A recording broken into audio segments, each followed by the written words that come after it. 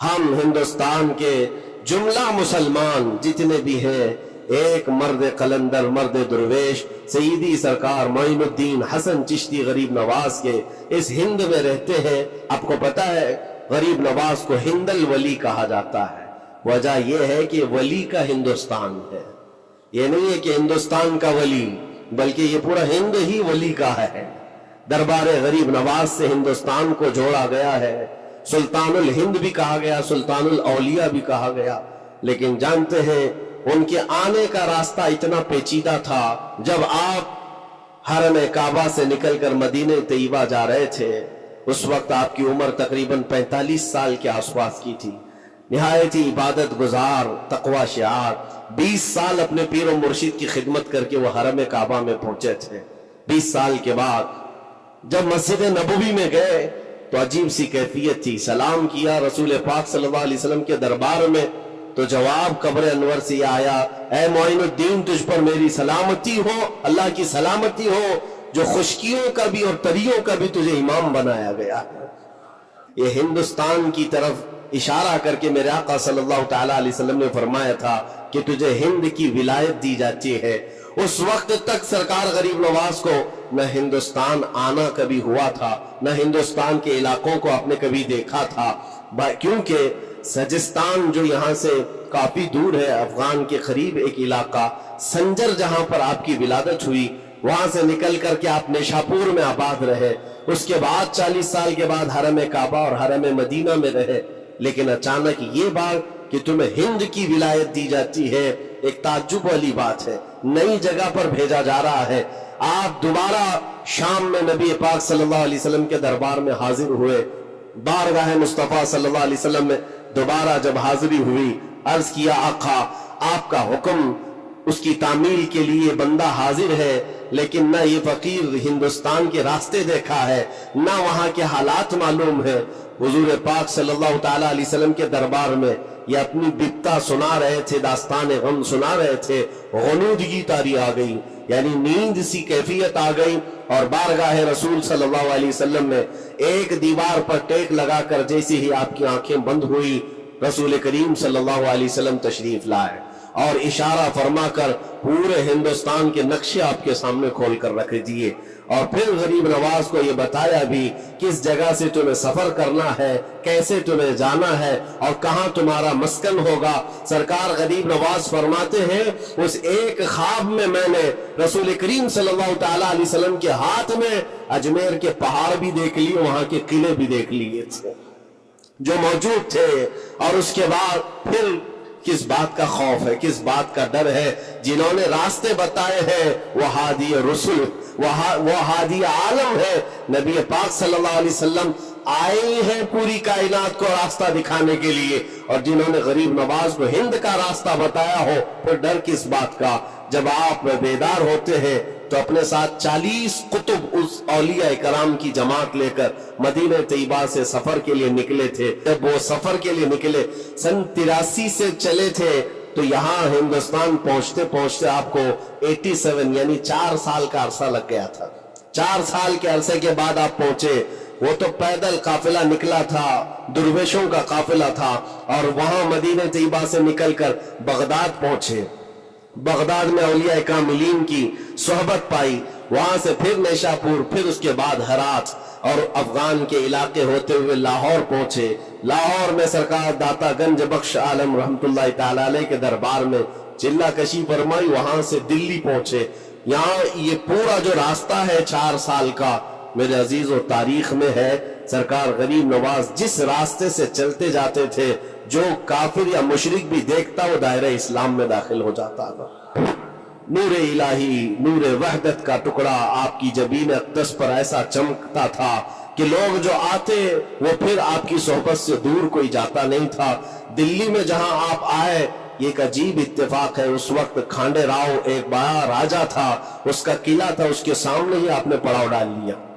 سرکار غریب نواز رضی اللہ تعالیٰ عنہ کی یہ داستان، یہ تاریخ، وہاں پر آپ نے اپنا پڑاؤ ڈال لیا، اور ان بت پرستوں کے لیے ایک بڑا پیچیدہ مسئلہ تھا کہ ایک درویش آیا ہے، اور وہاں پر کھانڈے راؤ کی جماعت نے بہت کوششیں کی کہ یہ دلی میں داخل ہوا، یہیں سے ان کو ختم کر دیا جائے، نکال دیا جائے. لیکن عجیب اتفاق یہ ہے کہ یہ جو جماعت آئی تھی سرکار غریب نواز کے ساتھ، نہ ان کے ہاتھوں میں تلوار ہے، نہ بھالے ہیں، نہ چاقو ہے، نہ چھری ہے.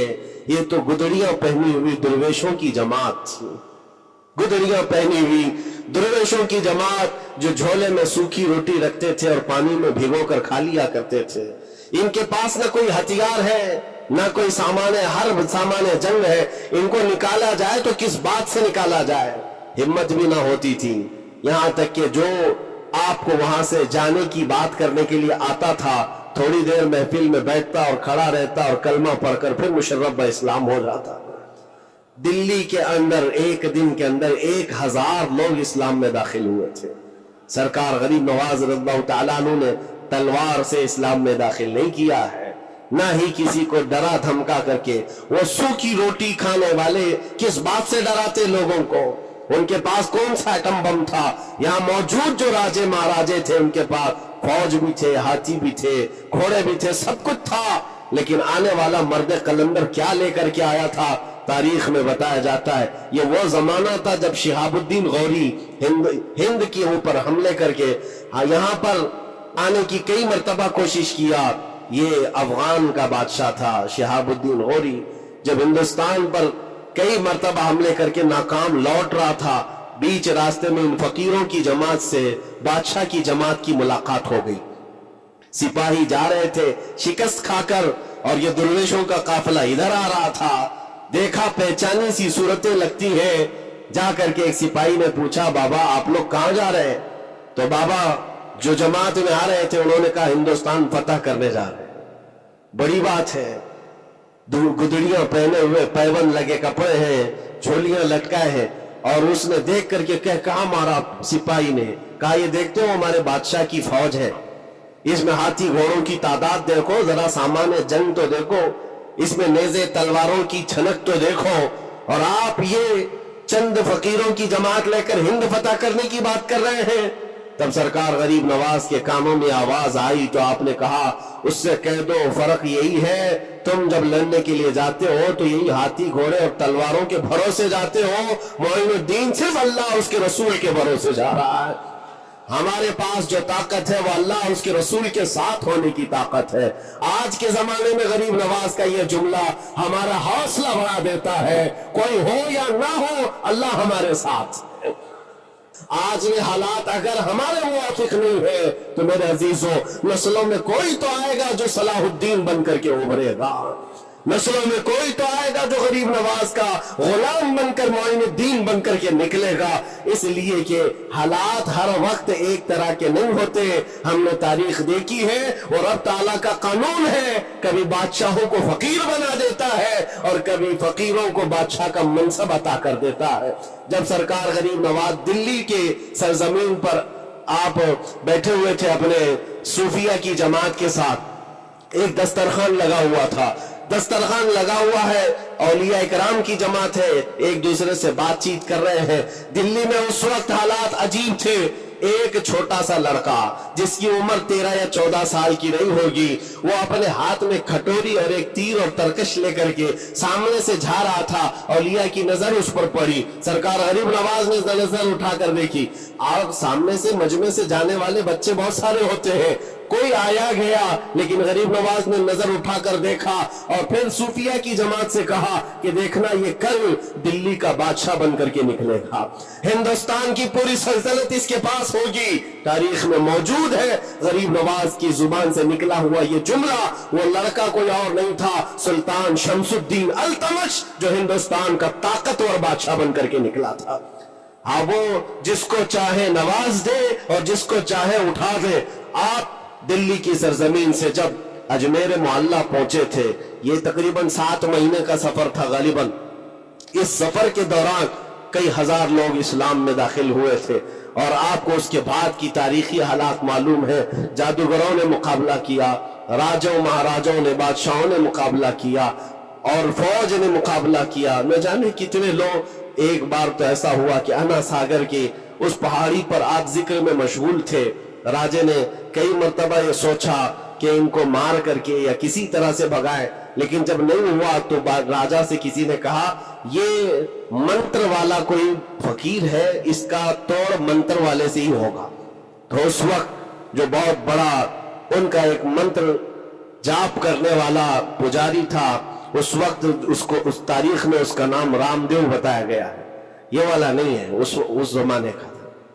اور اس کو راجا نے جا کر کہا، وہ کبھی کسی سے مقابلے کے لیے آیا نہیں تھا، اس نے حامی بھر لی کہ ہاں ٹھیک ہے، میں جاؤں گا، دیکھتا ہوں کون فقیر آیا ہے ہماری اس دھرتی پر، اور میں جاپ کروں گا، اگر جادو ہے تو جادو سے میں کاٹ دوں گا۔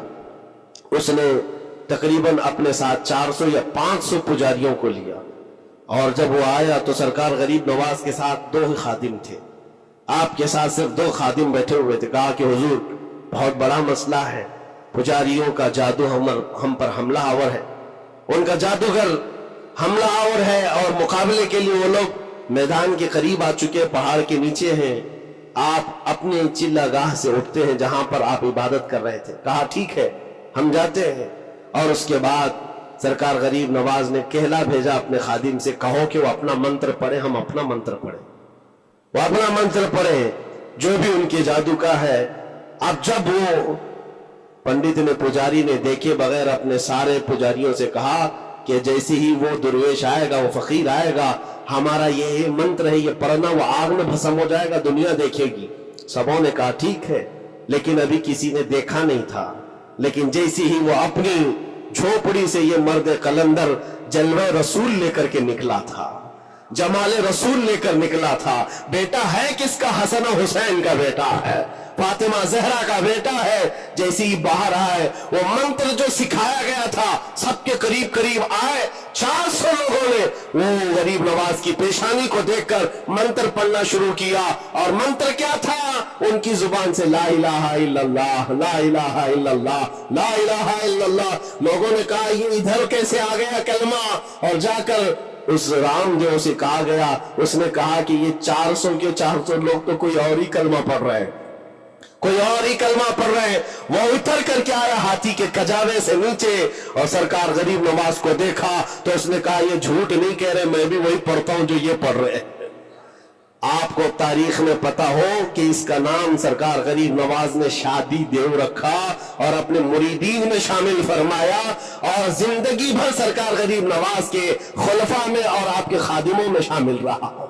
آج ہم بھی یہی تمنا کرتے ہیں، اجمیر اسی لیے جاتے ہیں کہ ایک نظر ہم غریبوں پر پڑ جائے، اور دل کا کالک اور دل کی کالک نکل جائے، اور پھر دل چمکنے لگ جائے، کیونکہ اللہ کے ولیوں کی نظر جہاں پڑتی ہے وہ جگہ بھی روشن اور تابناک ہو جایا کرتی ہے۔